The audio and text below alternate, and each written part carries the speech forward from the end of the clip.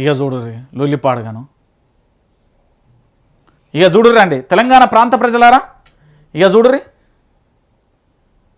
ఇక ఏంది యాప్ సోపాలు ఫోన్లో బుక్ చేసుకుంటేనే యూరియా, సర్కారు మరో కిరికిరి. లైన్లలో ఉంటేనే దిక్కులేదు, ఇంటికి పంపుతారట. ఇది సోమవారం వరంగల్ జిల్లా రాయపర్తిలో యూరియా టోకెన్ల కోసం బారులు తీరిన రైతు. పంపిణీలో పూర్తి స్థాయిలో కూడా కోతకు రేవంత్ అంటూ కూడా చూసిన పరిస్థితి అయితే కనబడుతుంది. ఏంది పంపిణీలో కోతకు రేవంత్ సర్కార్ ఎత్తుగడ. కొత్త యాప్ను తీసుకొచ్చిన వ్యవసాయ శాఖ పంట వేసినట్లు నిరూపిస్తేనే యూరియా బస్తా, యాప్లో బుక్ చేస్తేనే ఇంటికి పంపుతారట. మా ఇంట్లో మా నాయనకు చదువు రాదు, మా అవ్వకు చదువు రాదు. నేనే ఉదాహరణ చెప్తున్నా. ఎట్లా వాళ్ళు బుక్ చేయాలి? మా వాళ్ళకు ఇదేంది ఆండ్రాయిడ్ ఫోన్లే వాడరాదు. ఎట్లా ఎట్లా ఎట్లా చేస్తారు చెప్పు, నాకు అర్థం కాదు. చిన్న కీప్యాడ్ ఫోన్ ఉంటే పచ్చ బటన్ ఉంటే ఒత్తుతారు, ఎర్ర బటన్ ఉంటే కట్ చేస్తారు. వాళ్ళు ఏ యాప్ వాడాలని నాకు అర్థం కాదు. ఈ పథకం తీసుకొచ్చిన వాళ్ళకి ఏమైనా అర్థమవుతుందా? రైతులకు ఇప్పుడు మా తాత ఉన్నాడు, మా తాతకు చదువు రాదు. ఇప్పుడు ఎగ్జాంపుల్కి ఇట్లా అంటాడు, ఇట్లా ఒత్తుతాడు, ఒత్తిన తర్వాత దాన్ని కూడా ఇట్లా నెత్తికి రుద్దుతాడు. గ్రామీణ ప్రాంతాలలో మీరు ముసలి వృద్ధులను చూడుర్రి. ఇవాళ పూర్తి స్థాయిలలో మళ్ళీ యాప్లు తెస్తాం, వాళ్ళు తెస్తాం. ఎకరాకు కేవలం 2 బస్తాలు ఎకటెంపు, మొక్కజొన్నకు 3, మిర్చికి 5 బస్తాల నిర్ణయం, అన్నీ ఒకేసారి ఇవ్వకుండా నిబంధనలు అడ్డు 15 రోజుల చొప్పున 3 విడతల పంపిణీ అంటే ఇక కాంగ్రెస్ ఎందుకు మనకు? మా నాయన చాలా చెప్పిండు తెలుసా, పెరుగన్నం బువ్వ దినం పెట్టినట్టు చెప్పిండు నన్నగన్న నాయ్య రన్నారెడ్డి, చాలా స్పష్టంగా చెప్పిండు. ఆనాడు పూర్తి స్థాయిలో బషీర్బాగ్ కాల్పులలో ఆ రోజు ఆ బాంబులలో మా నాయన కూడా బాధ్యతడే, నేను చెప్తున్నా కదా. ఈ కాంగ్రెస్ అనేది వస్తేనే వల్లకాడైతేరా అని చెప్పిండు. కేసీఆర్ ప్రభుత్వం మీద నేను పోరాటం చేస్తున్నప్పుడు ఎందుకు చేస్తున్నావో నీ ఆత్మకే తెలవాలి, నీ ఆలోచనకే తెలవాలి, నువ్వు చదువుకున్న చదువుకే చెప్పాలి, నీ పాఠాలు చెప్పిన గురువుకే తెలవాలి. ఇలా ఈ పరిస్థితులను చూస్తే ఏమైంది బిడ్డగా ఆ రోజు ప్రశ్నించినాను, ఇలా కూడా ప్రశ్నిస్తున్నాను. మంచి పని చేస్తున్నాను, నేను కాదంటలేను. ఈ పార్టీ అనేది మంచిది కాదు, దీనివల్ల మేము అరిగోసపడ్డాం, అనుభవంతో చెప్పినాం. ఇలా మళ్ళీ ఈ యూరియా బస్తాలు 3-2 ఇస్తా అంటే ఏం ఎరువులు వేయాలి, ఏడి పోవాలి, ఏడ తిరగాలి. ఇప్పుడు యాప్ తెస్తే నేను చదువుకోకుండా ఏ యాప్లో ఎట్లా వస్తాలే? గడికి మనకైతే ఫోన్ చేయలేరు కదా, గడికి ఇంకొని ఇంటికి అయితే పోలేరు కదా, గడికి పక్కన ఇంటి కొనికి అయితే పోలేరు కదా. ఈరోజు తెలంగాణలో ఉన్న ప్రతి ఒక్కరు కూడా ఆలోచిస్తారు కదా, ఏంది ఈ పరిస్థితి, ఏం కథ, ఏం లక్షణం, ఈ ఏడబోతున్నది, ఎవని పాలైపోతున్నది రా తెలంగాణ, ఎవడేలుతున్నాడు, ఏంది కథ. తెలంగాణ ఉద్యమం తెలియని వ్యక్తి ముఖ్యమంత్రి అయ్యా, తెలంగాణలో మూలాలు తెలియని వ్యక్తి మంత్రులయ్యా. ఇంకా ఏం చేద్దాం, పరిపాలన రాకపాయే, అడ్మినిస్ట్రేషన్ రాకపాయే. ఎట్లా యాప్లు తీసుకొచ్చి కిరికిరి చేస్తే ఏం చేయాలి రైతన్నని ఎట్లా చేస్తున్నారు తెలుసా?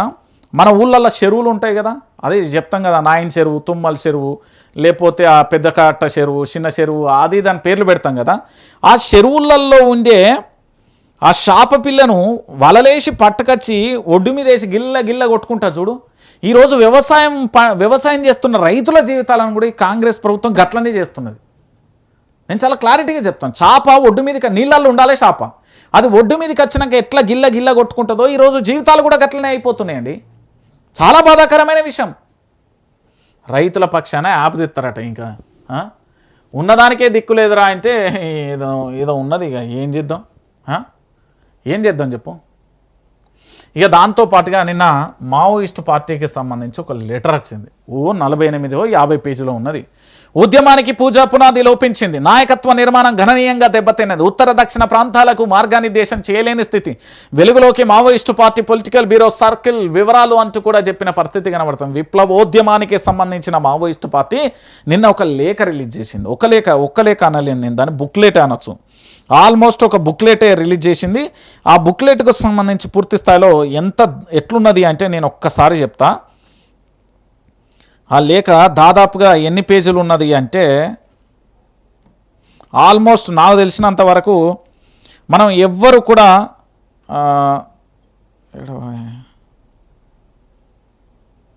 దాదాపు 40 పేజీలకు పై ఉన్నదండి. ఇది 40 పేజీలకు పై ఉన్నదంటే ఒక్కసారి మీరు అందరూ కూడా ఆలోచించాలి దయచేసి. వీళ్ళు ఏం చెప్తున్నారు అంటే పూర్తి స్థాయిలో కూడా ఈ 40 పేజీలకు సంబంధించి 30-40 పేజీలు ఉన్నది పీడిఎఫ్. ఇది ఈ పీడిఎఫ్కి సంబంధించి ఎట్లున్నది ఏం కథ అనేది చూస్తే మీరు ఆశ్చర్యాన్ని వ్యక్తం చేస్తారు. మామూలు కూడా కాదు, ఆశ్చర్యాన్ని వ్యక్తం చేయాల్సిన పరిస్థితి ఏర్పడుతుంది. ఒక్కసారి మీకు చూపెడుతుంది. ఎన్ని పేజీలు అంటే 40 పేజీలు.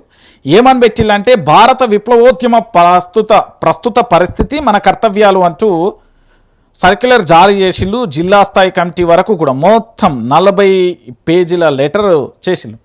అంటే వాళ్ళ తప్పులేంది, ఒప్పంద వాళ్ళ యొక్క మైనస్లేంది, ప్లస్లేంది, ఏం కథ, ఏం జరుగుతున్నది, ఎట్లెట్లున్నది, ఏం కథ అనేది పూర్తి స్థాయిలో కూడా చెప్పే ప్రయత్నం చేసిళ్ళు. ఏం జరిగింది అంటే నిజంగానే మావోయిస్టు పార్టీ అనేది తనకు కాలానికి అనుగుణంగా మనం మారాలి. నేను మారను ఇట్లనే ఉంటా, ఎండాకాలంలో ఉడకపోతుందని ఒంటి మీద బట్టలు తీసేసి వానకాలంలో కూడా నేను వానలు అట్లనే తెడతా, చలికాలంలో కూడా అట్లనే వనకుతా అంటే కుదరదు కదా. గట్లనే కూడా పరిస్థితులకు వాతావరణానికి అనుగుణంగా కూడా మనం మారాలి. మారకపోతే మనకే ముప్పు వాటిల్తుంది. ఈరోజు మావోయిస్టు పార్టీ కూడా గదే మారిపోయింది.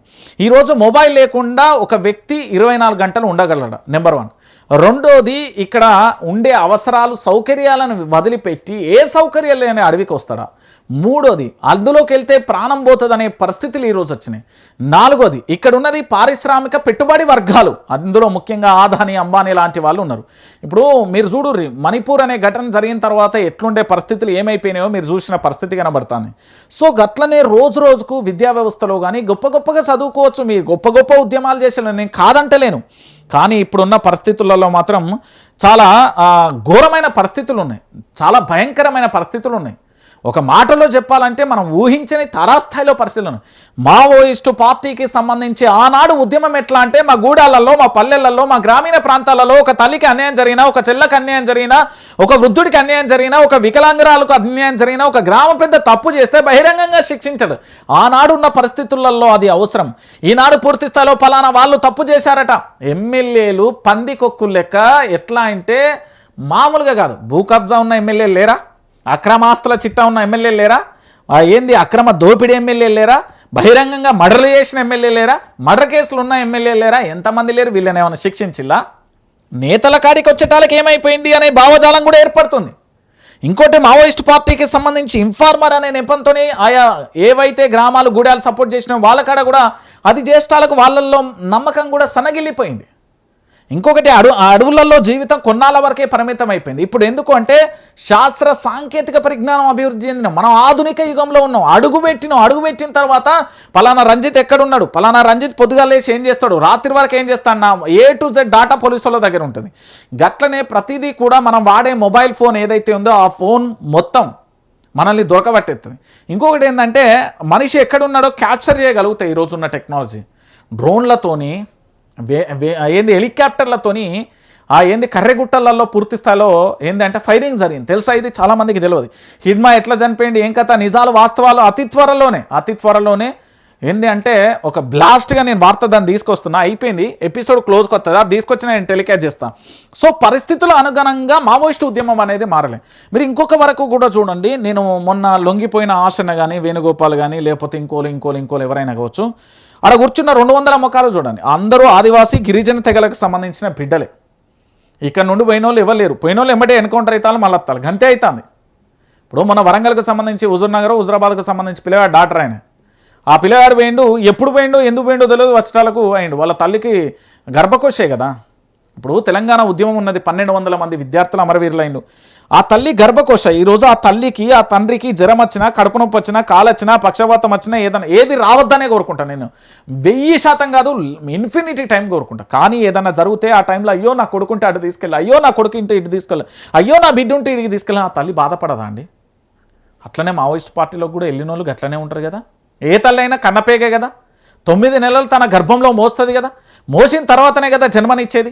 ఆ తల్లికి కూడా బాధ వేద ఉంటుందా లేదా? ఉంటుంది కదా. గట్లనే ఈరోజు మావోయిస్టు పార్టీలలో కొన్ని జరిగిన వాళ్ళ స్వయంకృత తప్పిదాలు కూడా ఉన్నాయి. దాంతోపాటుగానే ఇలాంటి పరిస్థితి లోపించిందని దాదాపుగా 40 పేజీలకు సంబంధించి లెటర్ అయితే బయటకు వచ్చింది. ఆ లెటర్తో పూర్తి స్థాయిలో కూడా ఏంటంటే బయటపడ్డ పరిస్థితి అయితే కనబడుతుంది.